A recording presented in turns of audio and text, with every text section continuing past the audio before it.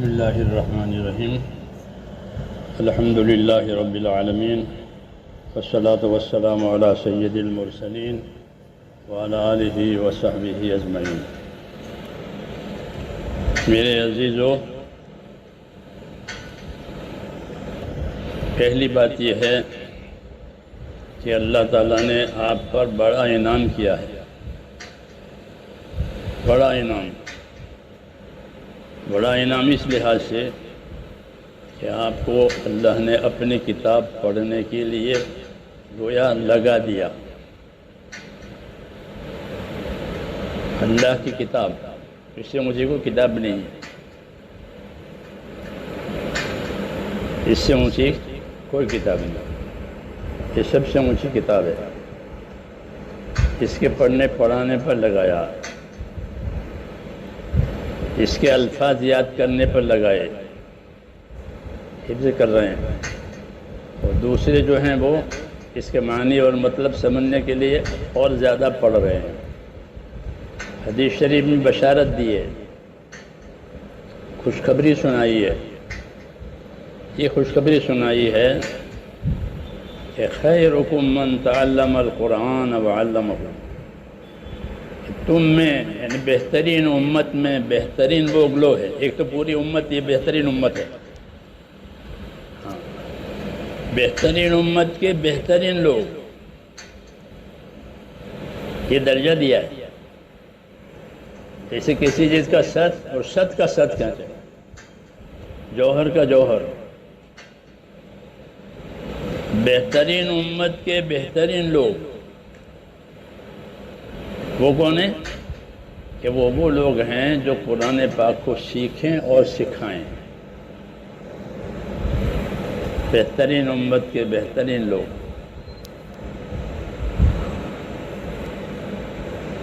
اس لیے یہ اللہ تعالیٰ کا بڑا انعام ہے کہ بہترین لوگوں میں آپ کو شامل کیا گیا۔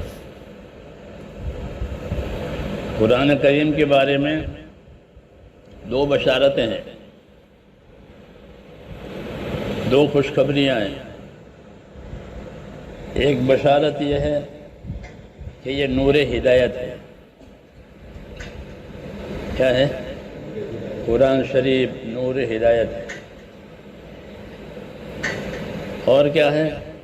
کہ نیکیوں کا ذخیرہ ہے، ذخر لک فی السماء،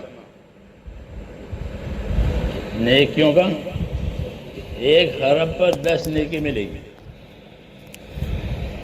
ہاں، ایسی زبانی بے وضو پڑھے تو 1 ارب پر 10 نیکی ملے گی، باوضو پڑھے تو 25 نیکی ملے گی، نماز میں پڑھے بیٹھ کر تو 1 ارب پر 50 نیکی ملے گی، نماز میں کھڑے ہو کر پڑھے تو 1 ارب پر 100 نیکی ملے گی۔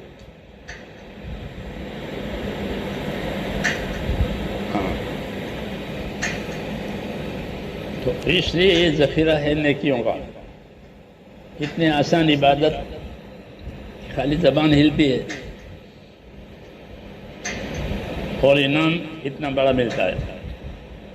یہ تمہارے لیے ذخیرہ ہے اور نور ہدایت ہے کہ قرآن کریم میں اس امت کی اور ساری دنیا کی ہدایت ہے۔ مولانا الیاس صاحب فرماتے تھے کہ قرآن پڑھا کرو، اور قرآن پڑھ کر اللہ تعالیٰ سے اپنے حصے کی ہدایت مانگا کرو کہ یا اللہ اس کتاب میں میری بھی ہدایت ہے، جیسے زمین میں سب کا رزق ہے،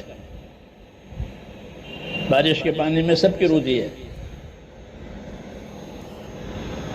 ایسے ہی قرآن پاک میں کہ سب کے لیے ہدایت ہے، ہدی للعالمین۔ تو فرماتے تھے قرآن شریف پڑھا کرو اور اپنے حصے کی ہدایت مانگا کرو کہ اللہ آپ نے میرے حصے کی ہدایت اس کتاب میں رکھی ہے۔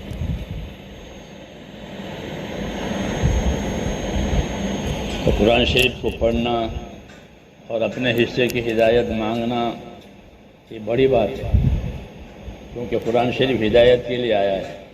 ہدایت کا علم قرآن پاک میں ہے۔ ہدایت کا عمل حضور صلی اللہ علیہ وسلم کی ذات میں ہے. ہدایت کا علم سیدھا راستہ اللہ تک پہنچانے والا وہ قرآن کریم ہے، اور اس پر عمل کرنے کے کیا طریقے ہیں وہ حضور صلی اللہ علیہ وسلم کی ذات میں ہے. اس لیے ہم کو دو نور ملے ہیں، ایک نور رسول اللہ، ایک نور کتاب اللہ. قد جاءکم من اللہ نور و کتاب مبین، کہ تمہارے پاس اللہ کی طرف سے نور آیا اور کتاب آئی. یہ نور محمد صلی اللہ علیہ وسلم. وَأَنزَلْنَا إِلَيْكُمْ نُورًا مُبِينًا، یہ کتاب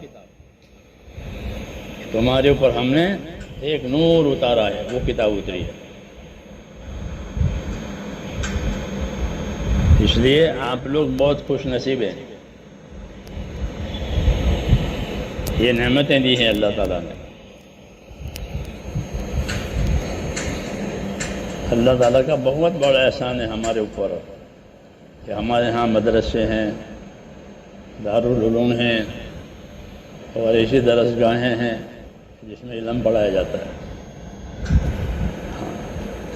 کہ بغیر علم کے آدمی جاہل رہتا ہے، اور جہالت کا نتیجہ انجام اور نتیجہ جہنم ہے.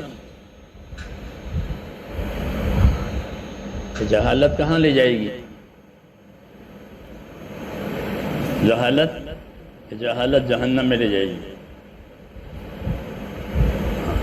سر انجام جاہل جہنم بوت، کہ جاہل نے کو عاقبت کم بوت. کریمہ ایک کتاب پڑھائی جاتی تھی پہلے، پتہ نہیں اب ہے نہیں ہے، پڑھاتے ہیں نا، اس میں ہے یہ کہ سر انجام جاہل جہنم بوت، کہ جاہل نے کو عاقبت کم بوت.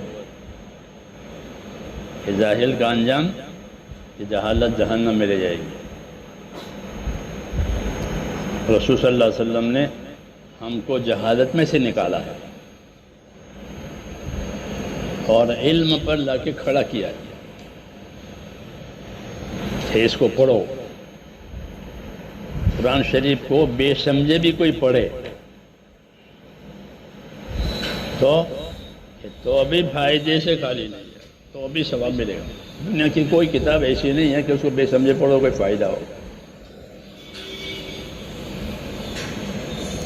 اس کو بے سمجھے پڑھے تو بھی ملے گا اجر، تو بھی ثواب ملے گا. الف لام میم اس کا مطلب کوئی سمجھتا ہی نہیں ہے، کوئی جانتا بھی نہیں ہے. دیکھو 30 نیکی ملتی ہے. جی ہاں، اس لیے اس کتاب کو پڑھنا ہے، اس کو یاد کرنا ہے. رات میں بھی پڑھیں، دن میں بھی پڑھیں. رات میں بھی پڑھیں، رات میں اللہ کے سامنے پڑھیں نماز میں، پچھلی رات میں، دن میں پڑھیں. پہلا درجہ یہ ہوتا ہے کہ بغیر سمجھے پڑھ لیا. پھر آگے کہ آگے اب اسی کتاب کو سمجھنی ہے تو آگے کتابیں پڑھیں. کیونکہ اصل تو یہی ہے کہ کتاب کو سمجھے تاکہ زندگی کی ذمہ داری معلوم ہو جائے کہ میری زندگی کی کیا ذمہ داری ہے. اس لیے علم پڑھنا ہے، دین سیکھنا ہے. دین سیکھنا ہے.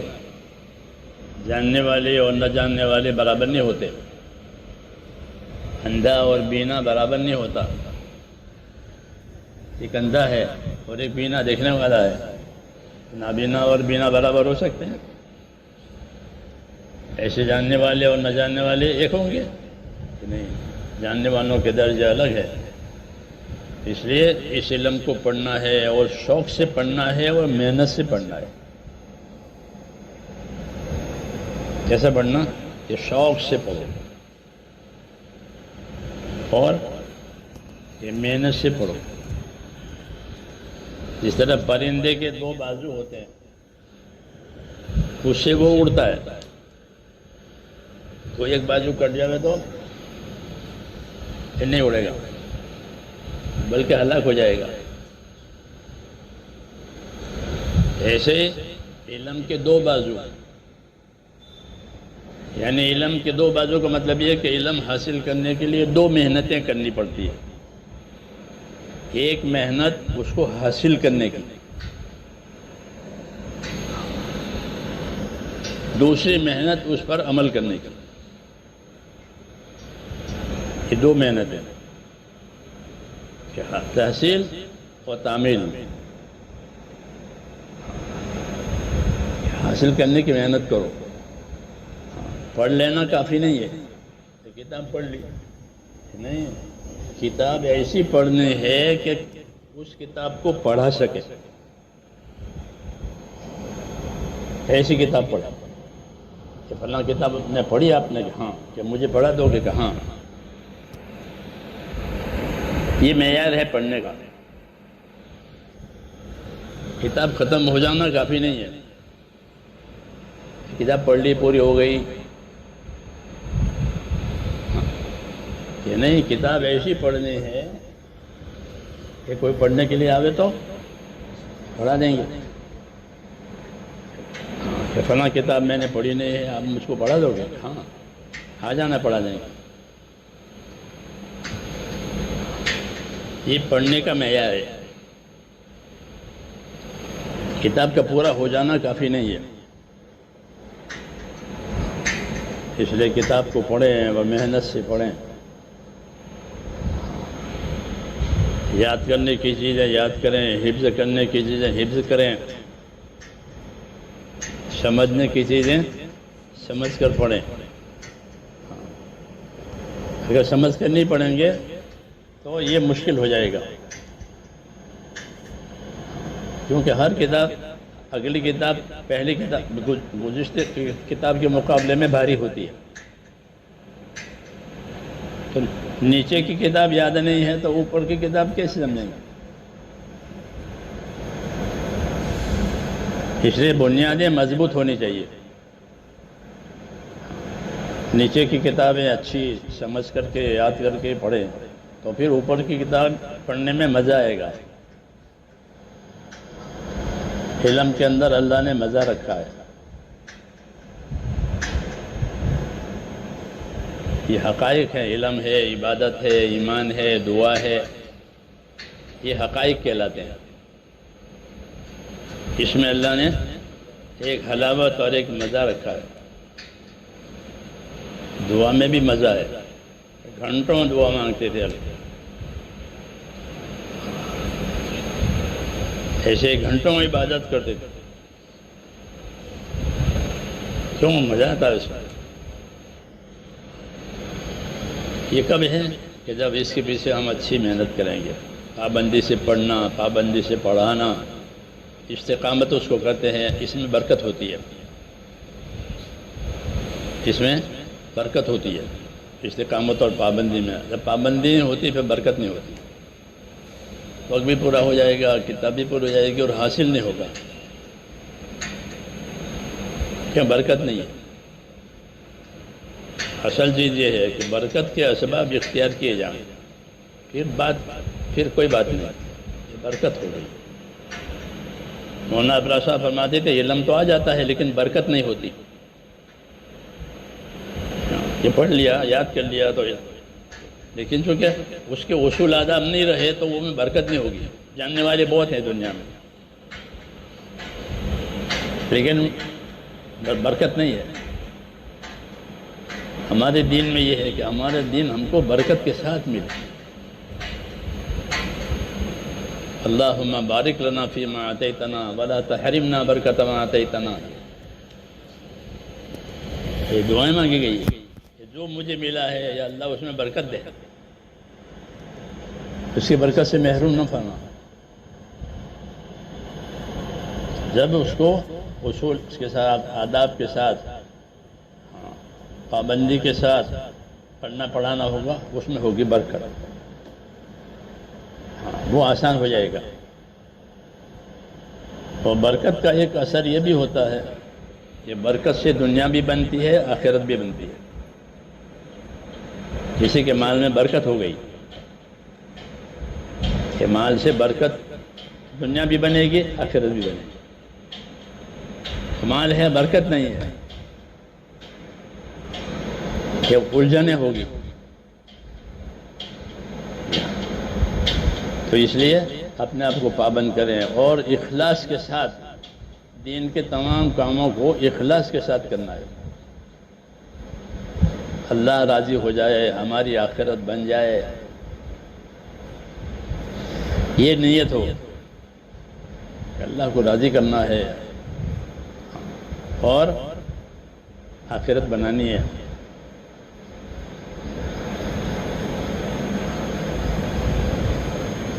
اس لیے اپنے آپ کو اس کام میں پابند کرنا ہے اور اللہ سے نفع دینے والا علم مانگنا ہے کہ اللہ مجھے وہ علم دے کہ جس کا مجھے نفع ملے. کہ علم کا نفع یہ ہے کہ اس پر عمل ہوا. جیسے زمین کا نفع یہ ہے کہ اس میں پیداوار آئی. یہی زمین کا نفع ہے. کہ علم کا نفع یہ ہے کہ اپنے علم پر عمل کیا، سنتوں پر عمل کیا، واجبات پر بھی عمل کیا، فرائض پر بھی عمل کیا، حرام سے اپنے آپ کو بچایا، نافرمانیوں سے بچایا. یہ اس کا نفع ہے. اگر یہ بات نہیں ہے تو پھر اس علم میں کوئی نفع نہیں، یہ وبال ہے. یہ وبال ہے. مال بھی وبال بنتا ہے، علم بھی وبال بنتا ہے، اولاد بھی وبال بنتی ہے.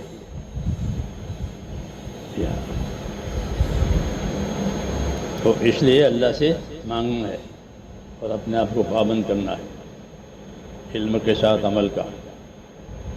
پابندی میں سب سے پہلے نماز ہے کہ طالب علم اپنی نماز اچھی سے اچھی پڑھے، بلکہ ہر مسلمان اپنی نماز کو اچھی سے اچھی پڑھے، سنت کے مطابق پڑھے. نماز کی سنتیں یاد کریں، نماز کا اہتمام کریں، کیونکہ نماز عمل ہے.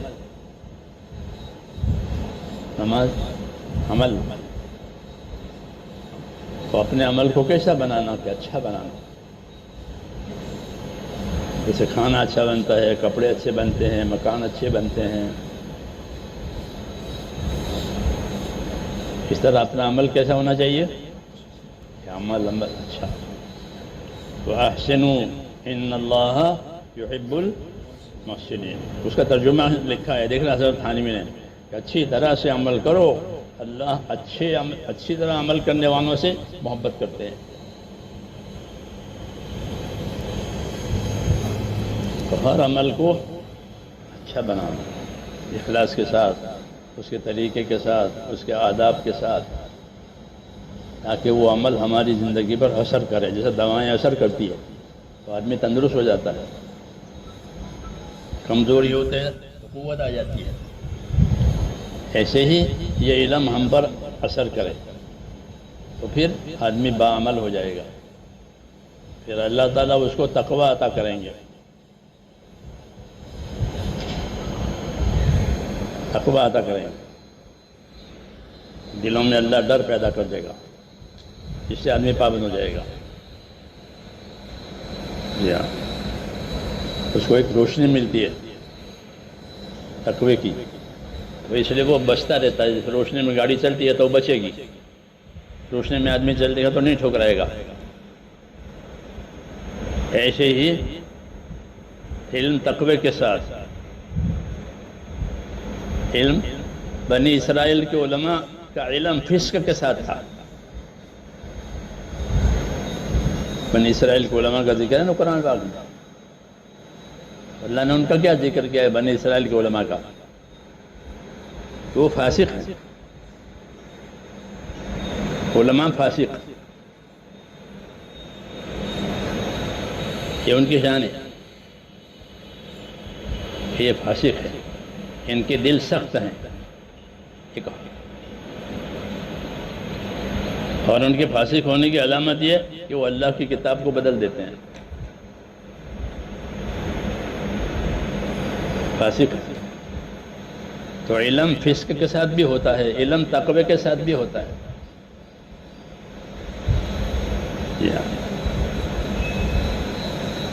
سمجھ میں نہیں بات؟ اس لیے اللہ سے علم نافع مانگنا ہے، اللہ نفع دینے والا علم دے تاکہ نبیوں کی پیروی کریں،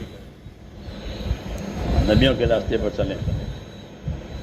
یہ اللہ سے مانگنا ہے اور اپنے آپ کو اپنے علم کا پابند کرنا ہے. علم سے جو آزاد ہوا وہ فاسق ہوگا.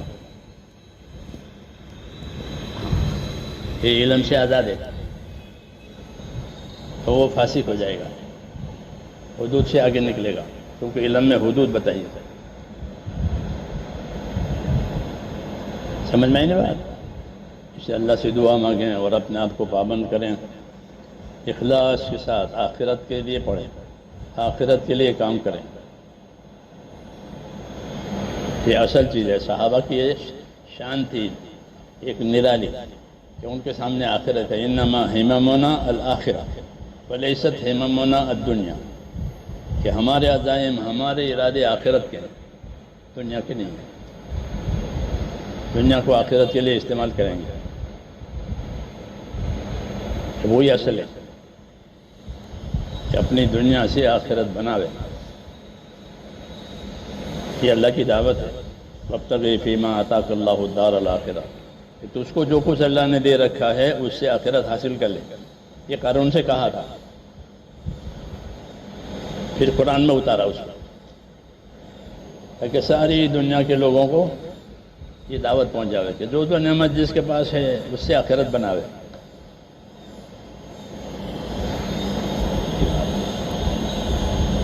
تو آخرت بنانا یہ اصل مقصد ہے علم کا.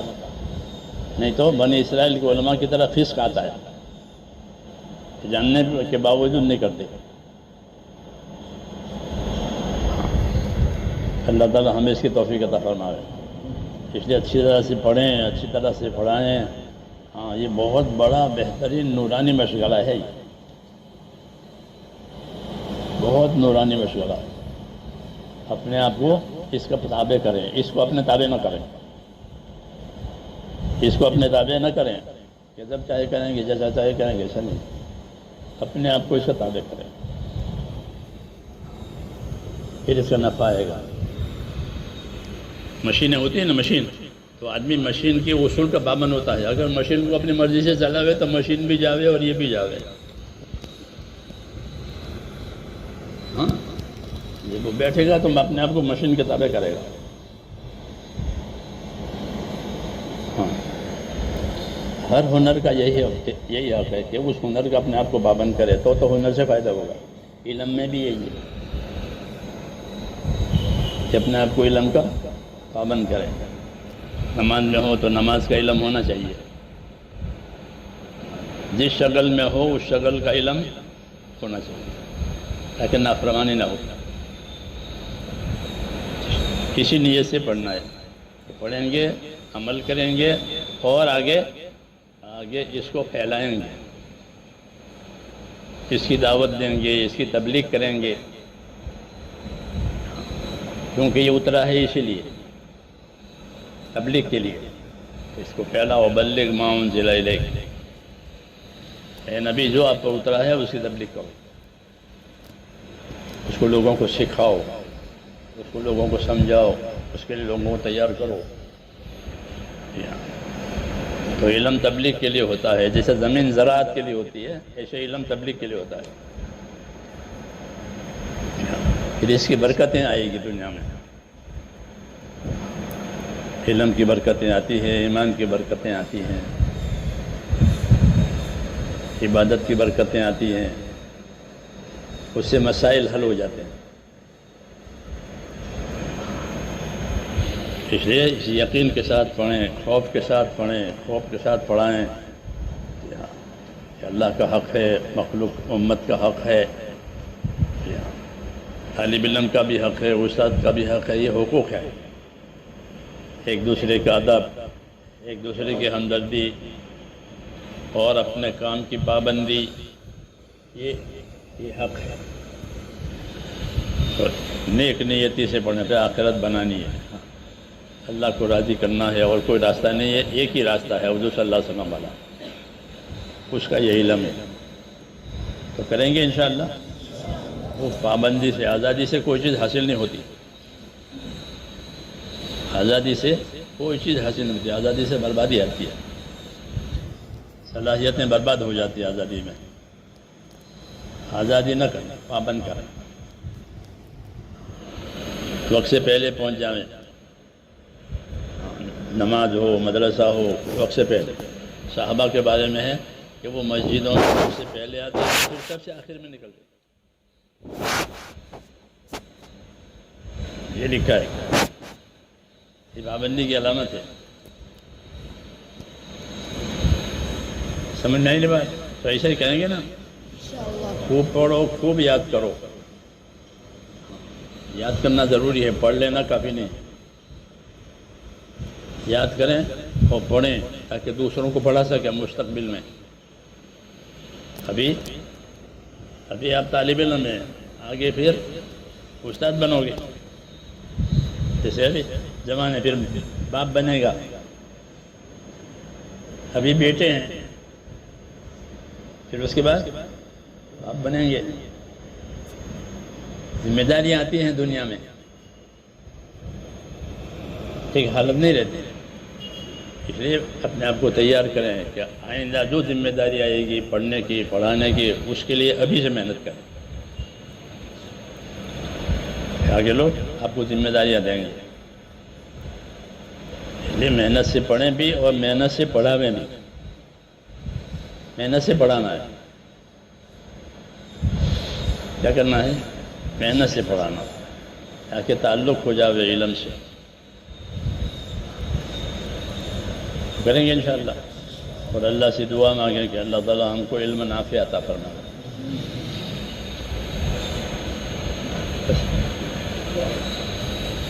سبحانک اللہم و بحمدک، اشہد ان لا الہ الا انت، استغفرک. اللہم صلی وسلم وبارک علی سیدنا محمد النبی الأمی وآلہ وصحبہ اجمعین. ربنا اننا آمنا فاغفر لنا ذنوبنا وقنا عذاب النار. اللہم اقبل بقلوبنا الى دینک، وأقبل بقلوب جميع المسلمين إلى طاعتك. اللهم أرنا الحق حقا وارزقنا اتباعه، وأرنا الباطل باطلا وارزقنا اجتنابه. اللهم ألهمنا مراشد أمورنا، اللهم أعيذنا من شرور نفوسنا، اللهم آتنا أفضل ما تؤتي عبادك الصالحين، اللهم آتنا أفضل ما تؤتي عبادك الصالحين، اللهم آتنا أفضل ما تؤتي عبادك الصالحين، وآتنا أفضل ما تؤتي الناس من المال والأهل والولد غير ضال ولا مضل. ربنا آتنا في الدنيا حسنة وفي الآخرة حسنة وقنا عذاب